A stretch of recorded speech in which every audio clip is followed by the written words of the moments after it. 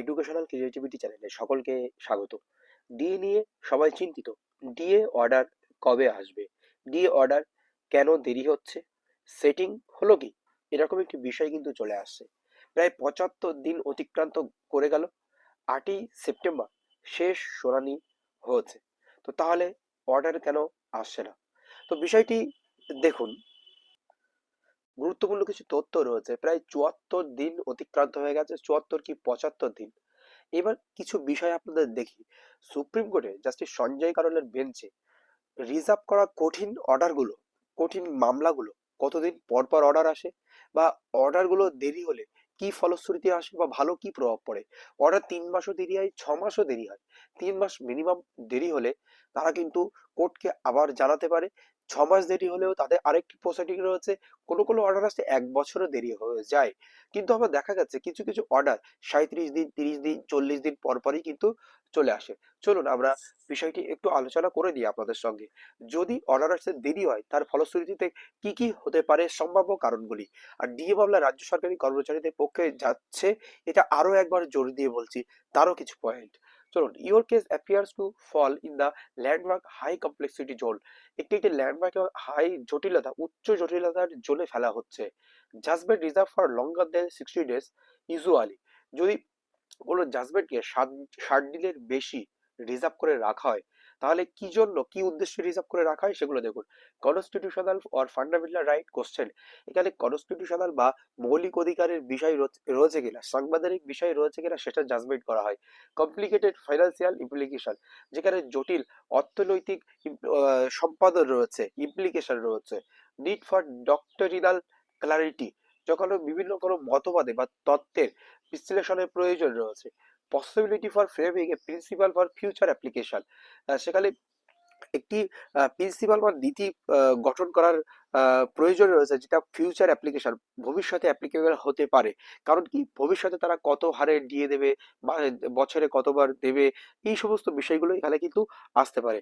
Longer time generally indicates the court is giving structural direction. Court এখানে লঙ্গার time নিচ্ছে, বেশি time নিচ্ছে, তার মানে কি, এখানে কোনো স্ট্রাকচারাল ডাইরেকশন কিন্তু আসতে পারে, কাঠামোগত কোনো নির্দেশাবলী আসতে পারে, যে ডিএ কাঠামো এমন হওয়া উচিত, ওইভাবে দেওয়া উচিত।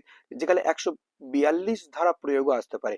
when supreme court takes long after reserve, especially in service jurisprudence involving lack of employees, যেখানে ল্যাক অফ এমপ্লয়িজ, কয়েক লক্ষ এমপ্লয়িজ এর একটা সার্ভিসের বিষয় এখানে নির্ভর করছে।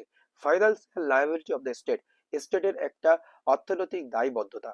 পসিবল আর্টিকেল 142 মৌলিক অফ রিলিফ, এইখান থেকে রিলিফ পাওয়ার জন্য ১৪২ প্রয়োগ হতে পারে, যেগুলো কমপ্লিট জাস্টিসের পথে হাঁটতে পারে। Consequently A framework for implementation, ফলস্বরূপ একটি কার্য সম্পাদন করার একটা ফ্রেমওয়ার্ক কিন্তু তৈরি করে দিতে পারে। ডিএ মামলার অর্ডার যত দেরি হবে কর্মচারীদের পক্ষে সেটি তত শুভ বলে আমরা মনে করছি। ট্যাগিং উইথ কন্টেম্পট পিটিশন আর increase seriousness and judicial scrutiny. এখানে কন্টেম্পট পিটিশন যেগুলো ছিল বা কন্টেম্পট মামলাগুলো ছিল, সেগুলো কিন্তু ট্যাগ করে দেওয়া হচ্ছে।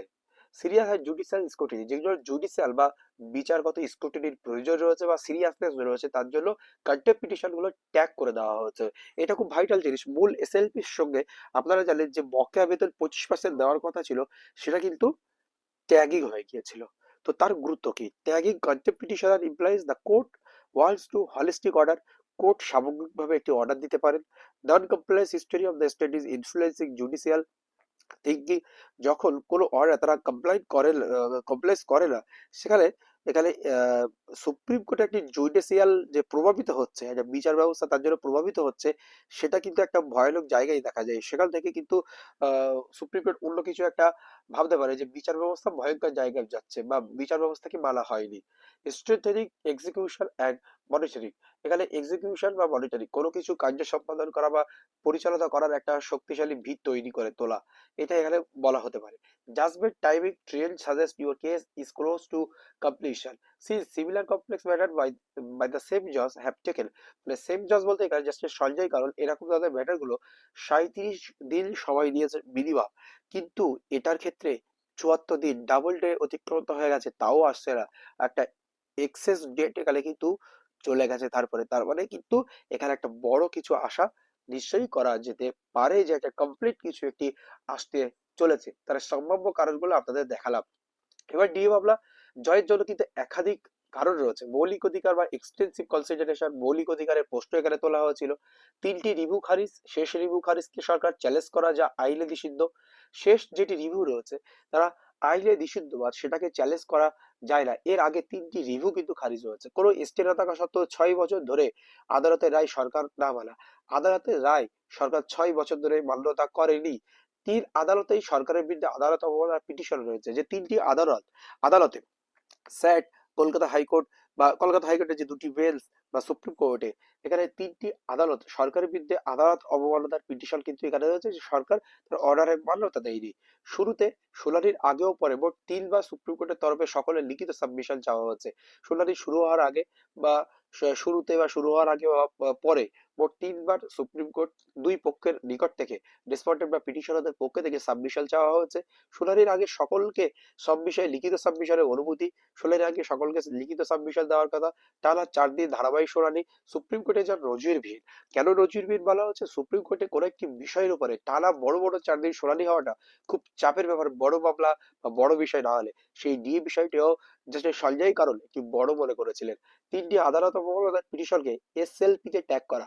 আদালত অবমাননার যে বিষয় সেটি একটি এসএলপি তে ট্যাগ করে দেওয়া। সরকারের পক্ষে তরফে বারবার অ্যাডজাস্টমেন্ট চাওয়া এবং মৌখত্রে তা খর্বি দেওয়া। সরকার বারবার এই মামলাটি অ্যাডজাস্টমেন্ট চেয়েছিল, স্থগিত চেয়েছিল বা বিরতি চেয়েছিল, কিন্তু সেগুলো বারবারই কিন্তু জাস্টিসের পক্ষ থেকে মানে খর্ব করা হয়েছে, জাস্টিস আর মেনে নেয়নি। এটা কিন্তু সবচেয়ে বড় পজিটিভ পয়েন্ট কিন্তু এখানে রয়েছে। শুনানি শেষে সিনিয়র অ্যাডভোকেটের দ্বারা বিভিন্ন রকম যে কমপ্লিট জাস্টিস বা মৌলিক অধিকারের বিষয়গুলো কিন্তু এখানে উঠে এসেছিল।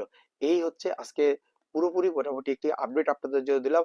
আশা করছি আপনারা এটা দেখে একটু স্বস্তি পাবেন বা চিন্তামুক্ত হবে, যে এটা কিন্তু হতে পারে। অনেকে এই বিষয়ে অবগত নয়, সেই জন্য আপনাদের এই তথ্যটি দেওয়ার চেষ্টা করলাম। ধন্যবাদ।